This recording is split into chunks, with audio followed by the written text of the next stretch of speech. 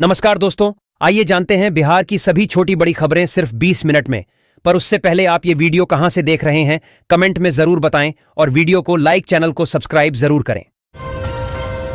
मुख्यमंत्री नीतीश कुमार 1 अक्टूबर को भोजपुर जिले को 1.5 अरब की लागत से बने 77 पंचायत सरकार भवन और विवाह मंडपों की सौगात देंगे। पटना से वीडियो कॉन्फ्रेंसिंग के माध्यम से लोकार्पण और शिलान्यास किया जाएगा, जिसका सीधा प्रसारण सभी प्रखंडों में होगा। जगदीशपुर और उद्वंतनगर में सबसे ज्यादा विवाह मंडप बनेंगे। भोजपुर जिले में विकास की गति को तेज करने के लिए यह कदम उठाया जा रहा है। बिहार में पश्चिमी कोसी नहर परियोजना बेहद खास मानी जा रही है। दरअसल इस परियोजना के जरिए दरभंगा और मधुबनी जिले में भी पंजाब और हरियाणा जैसी खेती हो सकेगी। करीब 7,832 करोड़ 29 लाख रुपए की लागत वाली परियोजना का शिलान्यास किया गया। प्रधानमंत्री किसान सम्मान निधि पीएम किसान योजना की 21वीं किस्त हिमाचल, पंजाब और उत्तराखंड के किसानों को जारी कर दी गई है। 540 करोड़ से अधिक की राशि सीधे 27 लाख किसानों के खातों में पहुंची। अब बाकी राज्यों के किसानों को अगली किस्त का इंतजार है। जदयू नेता संजय कुमार झा ने बताया कि मुख्यमंत्री नीतीश कुमार ने मधुबनी में 7,832 करोड़ रुपए की पश्चिमी कोसी नहर परियोजना का शिलान्यास किया। इस परियोजना से दरभंगा और मधुबनी जिलों में कृषि क्षेत्र में क्रांतिकारी बदलाव आएगा, जिससे किसानों को साल भर भरपूर सिंचाई मिलेगी। केंद्र सरकार ने भी वित्तीय सहयोग किया है। बक्सर जिला शिक्षा विभाग ने प्रधानाध्यापक के पद पर प्रोन्नत शिक्षकों को विभिन्न विद्यालयों में पदस्थापित किया है। जिला कार्यक्रम पदाधिकारी ने शिक्षकों को 15 दिनों के अंदर योगदान करने का निर्देश दिया है, अन्यथा प्रोन्नति मान्य नहीं होगी। वेतन निर्धारण के बाद ही वेतन मिलेगा और शैक्षणिक प्रमाण पत्र फर्जी पाए जाने पर प्रोन्नति रद्द हो सकती है। शिक्षक संघ ने इस निर्णय पर खुशी जताई है। जन सुराज पार्टी के नेता प्रशांत किशोर द्वारा सांसद डॉ. संजय जायसवाल पर लगाए गए डीजल चोरी और ओवरब्रिज अलाइनमेंट बदलवाने के आरोपों पर सांसद ने साक्ष्य प्रस्तुत किए। उन्होंने कहा कि प्रशांत किशोर माफी मांगें, अन्यथा वे उनके खिलाफ मानहानि का मुकदमा करेंगे। सांसद ने रेलवे और एनएचएआई से प्राप्त प्रतिवेदन दिखाते हुए कहा कि ब्रिज का अलाइनमेंट नहीं बदला गया है। मौसम विज्ञान केंद्र के अनुसार पूर्वा हवा की सक्रियता से बिहार में मानसून सक्रिय रहेगा। दशहरा में प्रदेश के कई भागों में वर्षा के आसार हैं। 2 से 6 अक्टूबर के बीच उत्तरी और पूर्वी बिहार में भारी वर्षा की संभावना है। कुछ स्थानों पर अत्यधिक भारी वर्षा की चेतावनी जारी की गई है। सोमवार को पटना समेत कई जिलों में बादल छाए रहेंगे और बूंदाबांदी हो सकती है। बिहार में इंटरनेट कनेक्टिविटी को मजबूत किया जा रहा है। इसी कड़ी में कैमूर और रोहतास जिले को खास तोहफा मिला। दरअसल कैमूर में 72 और रोहतास में 5 मोबाइल टावर का उद्घाटन किया गया। इससे दोनों जिलों के लोगों को बड़ा फायदा पहुंच सकेगा। अब तक ऑनलाइन काम करवाने के लिए इंटरनेट स्लो रहने के कारण हो रही परेशानी से निजात मिल सकेगा। बिहार वासियों को दुर्गा पूजा के अवसर पर एनडीए सरकार ने बड़ा तोहफा दिया है। 7 नई ट्रेनों का आज शुभारंभ किया गया। इनमें 4 पैसेंजर और 3 अमृत भारत एक्सप्रेस ट्रेनें शामिल हैं। पटना में निजी स्कूलों की मनमानी एक बार फिर सामने आई है। इन स्कूलों ने आरटीई का उल्लंघन किया है, जिसके बाद इन पर सख्त कार्रवाई की जानी है। जिला शिक्षा कार्यालय ने उन निजी स्कूलों पर कार्रवाई शुरू कर दी है। शिक्षा विभाग को इन स्कूलों का रिपोर्ट भेजा जाएगा, जिसके बाद इन स्कूलों की मान्यता भी रद्द की जा सकती है। अमित शाह के अपील पर विपक्ष ने जमकर हमला बोला। कांग्रेस के वरिष्ठ नेता जयराम रमेश ने सोशल मीडिया पर आरोप लगाया कि गृह मंत्री वीसी के सहारे यह चुनाव जीतना चाह रहे हैं।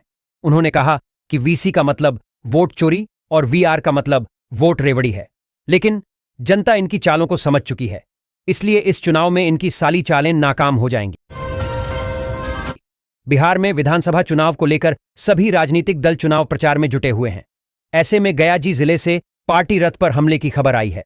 मिली जानकारी के अनुसार देर शाम कुछ असामाजिक तत्वों ने भाजपा के प्रचार रथ पर हमला कर प्रधानमंत्री नरेंद्र मोदी का पोस्टर फाड़ने की कोशिश की।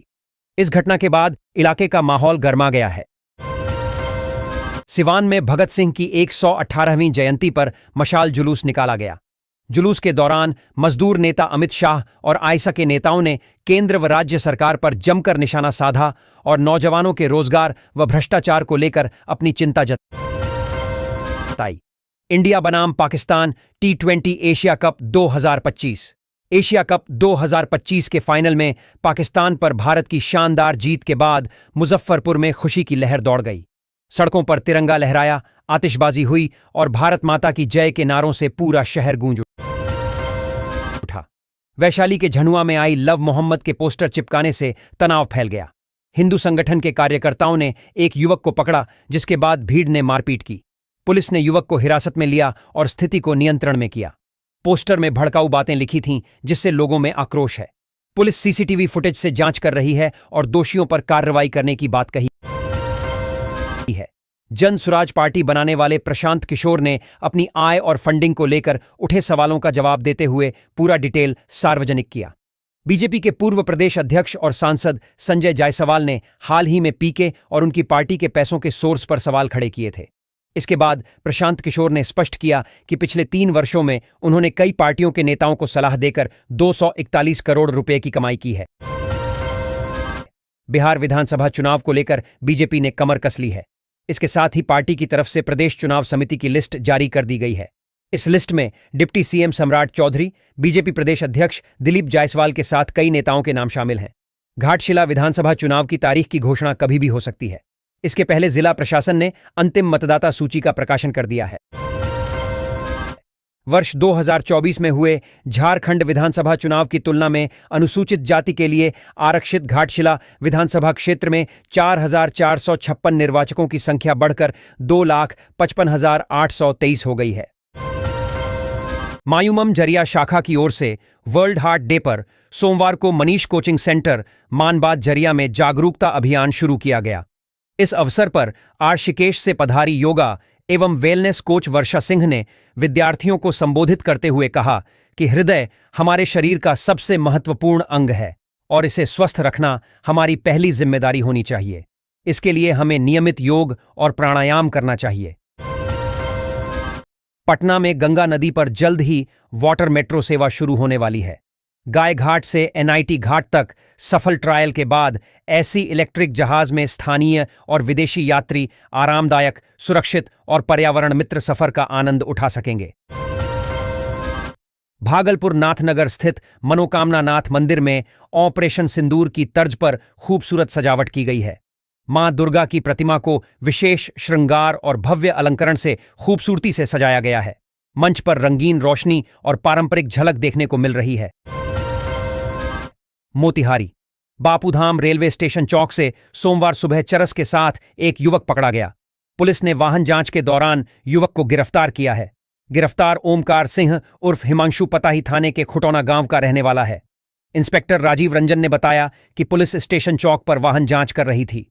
इस दौरान स्टेशन की तरफ से एक युवक हाथ व कंधे पर झोला लटकाए बाहर की तरफ आया, लेकिन उसकी नजर जैसे ही पुलिस पर पड़ी वह भागने लगा। शक के आधार पर युवक को खादेड़कर पकड़ा गया। तलाशी लेने पर पॉकेट से चरस बरामद हुआ। जब्त चरस का वजन 4 ग्राम है। प्राथमिकी दर्ज कर युवक को न्यायिक हिरासत में भेज दिया गया है।